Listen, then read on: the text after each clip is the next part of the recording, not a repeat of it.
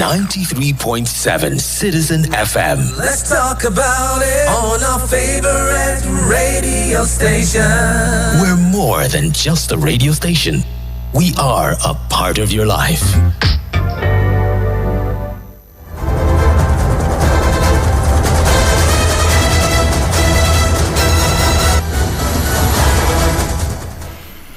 The time is 6 p.m. and time for the flagship news at 6. My name is Lawrence Omoiti. First, the headlines. Nigerian government endorses Agenda 2050. World Health Organization includes Nigeria, 54 others in health workforce support list.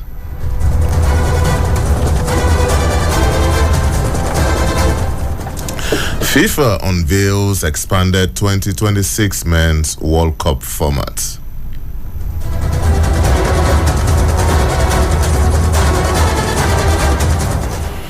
A warm welcome to the Citizen FM News at 6. I'm Lawrence Omoite. The Federal Executive Council on Wednesday in Abuja endorsed the Nigeria Agenda 2050, a plan aimed at increasing real GDP growth by 7%, creating 165 million new jobs and reducing the number of people living in poverty to 2.1 million in 2050, from the 83 million people estimated in 2020. This comes 4 weeks after the National Economic Council endorsed the agenda and 29 months after President Muhammad Buhari inaugurated the National Steering Committee for the preparation of the Medium-Term National Development Plan 2021 to 2025 and Nigeria Agenda 2050. Its overarching goal is to take Nigeria through to upper middle income country and subsequently to status of a high income country by 2050.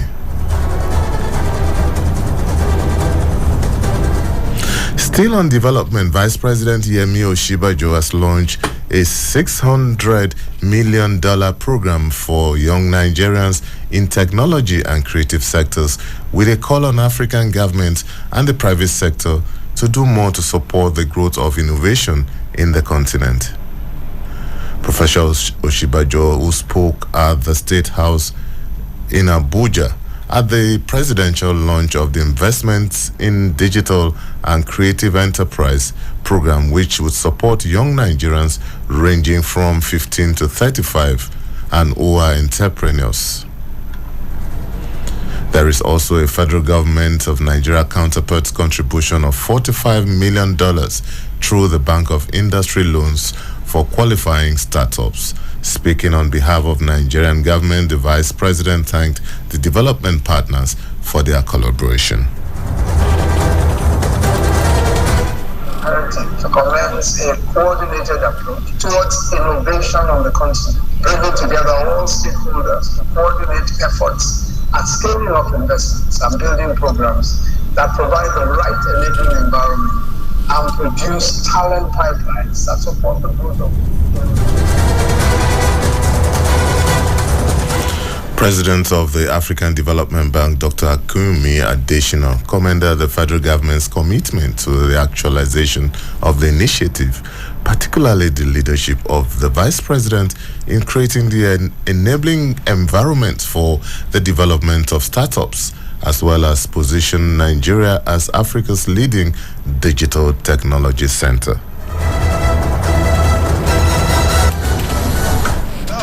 But its youthful population will determine the future of Nigeria. Its future in terms of force-fed education to make them competitive. Its future in terms of skills to fill the jobs today and create jobs for tomorrow.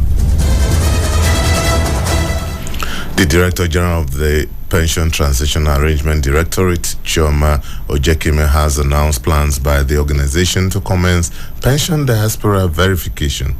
She disclosed this at a meeting with officials of the Nigerians in Diaspora Commission in Abuja. The Peter Boards explained that the initiative will capture Nigerian pensioners who retired before June 2007 and are yet to start benefiting from the Nigerian pension scheme. We have almost 5,000, pensioners who are supposed to be in the diaspora, spread around the Americas, the Europe.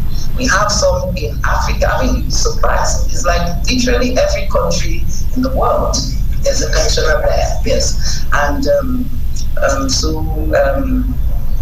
we are trying to see how we can do help to us because. Chairman and Chief Executive of NIDCOM, Abike Dabiri-Erewa, is promising support for Peter to ensure the success of the project.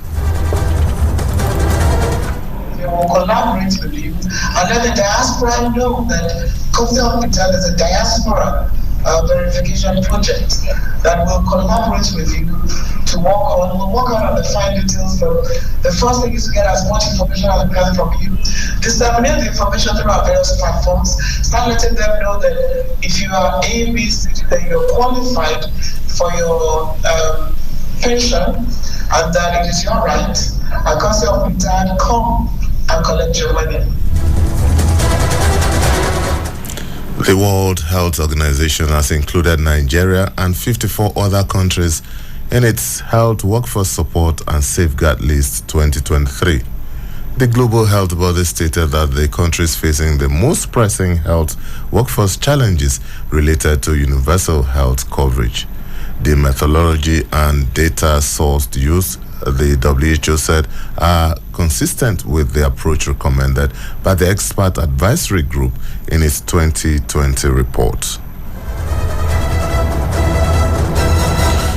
And for some politics story now, 14 governorship candidates of various political parties in Akwa Ibom State, including Pastor Moino of the People's Democratic Party and Obong Akanimo Odofia of the All Progressives Congress, have signed a peace accord before all stakeholders ahead of the March 18th polls. The signing of the peace accord was organized by the State Commissioner of Police, Olatoye Durosimi, for the candidates of the political parties and their state party chairmen.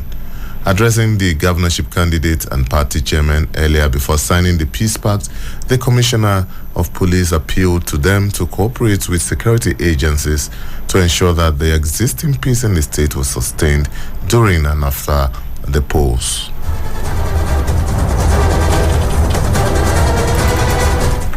No, that signing the peace accord today is just a step in the right direction. We have to go back and talk to our followers. I don't have a problem with you. My problem is those overzealous supporters who will do what you didn't send them to do. But they look at your body language. If they know you don't like anything, it's very rare before they will do it. In their separate contributions during the interactive session, the governorship candidates promised to conduct themselves well during the exercise.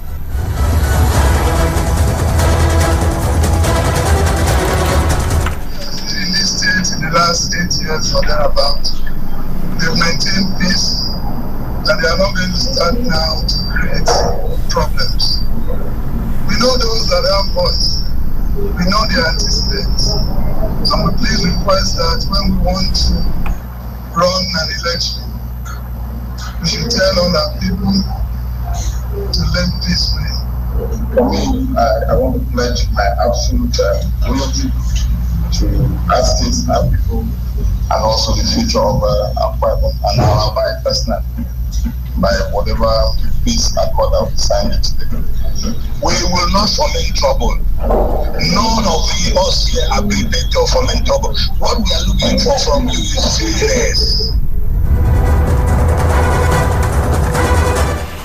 From Akwa Ibom State to Bauchi State, where the state governor Bala Mohammed has written a letter of complaints to President Muhammad Buhari against his main rival Sadiq Baba Abubakar, who is the governorship candidate of the All Progressives Congress. In a letter dated March 23, Mohammed, who is seeking re-election under the PDP, said the APC governorship candidate style is a threat to peace in the state. It is just a matter of very deep sense of mischief and treachery. Because me, I will go by the rules. I am not an investigating agency. I am a candidate. We have subjected ourselves to investigation. At least I visited everywhere. There was no incident of fighting. There was not even incident of stoning or yelling. But certainly anywhere he went, he just mentioned some people who were involved in the paratas. He carried a serving member of the Federal House of Representatives to my village who carried vehicles full of thugs and hoodlums and charlatans with guns. Meanwhile, the All Progressives candidate is insisting that he has been constantly under intimidation in the state. I want to finally appeal to our APC supporters, don't be distracted by these fictitious claims of the PDP. As a state, we are united that this government has failed and that we are going to send the government packing by the special grace of God on the 18th of March. The people will speak, and on that day, I hope they will not come out with tax, because we are also monitoring what they are doing. And I know there is likelihood that they might end up coming out with tax, but I'm sure the security agencies that we have are equal to the task. They are also monitoring everybody, and I want to call my supporters, APC supporters, wherever they are in Bauchi State, not to shed anybody's blood.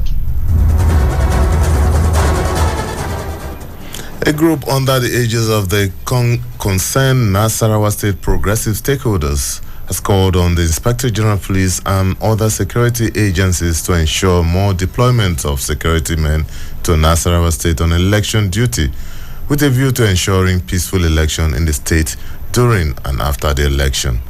It also called on the Independent National Electoral Commission to redeploy the state resident electoral commissioner, Dr. Othman Ajidabba.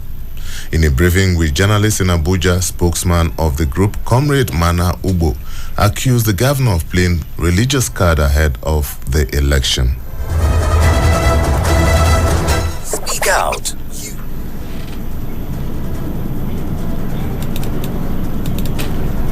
Someone with the capacity to move the state forward. And I want to tell you, even in the APC, there is serious crime from other quarters that the governors has not performed. Because of that, they are also with us in this struggle to ensure we rescue the state.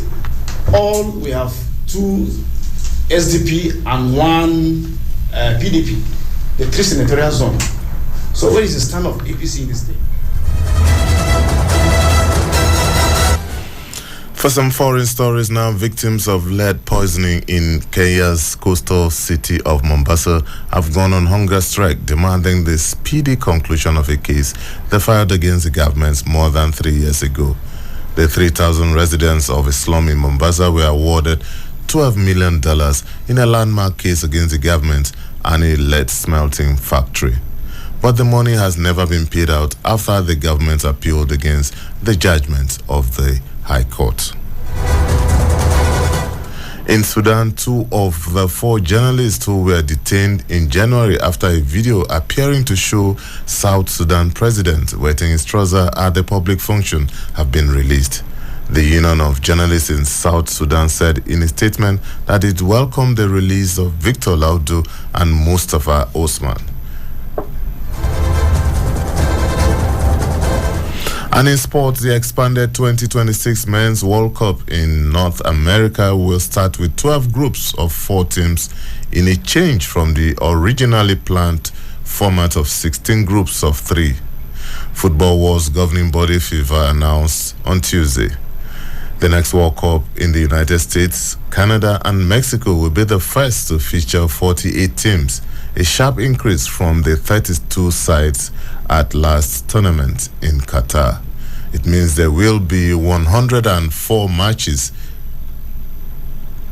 a huge rise compared to the 64 games played in 2022 tournament, and an increase even on the original plan that the 2026 World Cup will feature 80 matches. And before we end the news, a recap of the highlights. Nigerian government has endorsed Agenda 2050 policy. The World Health Organization has included Nigeria, 54 others in health workforce support list. And the World Football Body has unveiled the expanded 2026 Men's World Cup format. And that's the Citizen FM News at 6. I am Lawrence Omoite.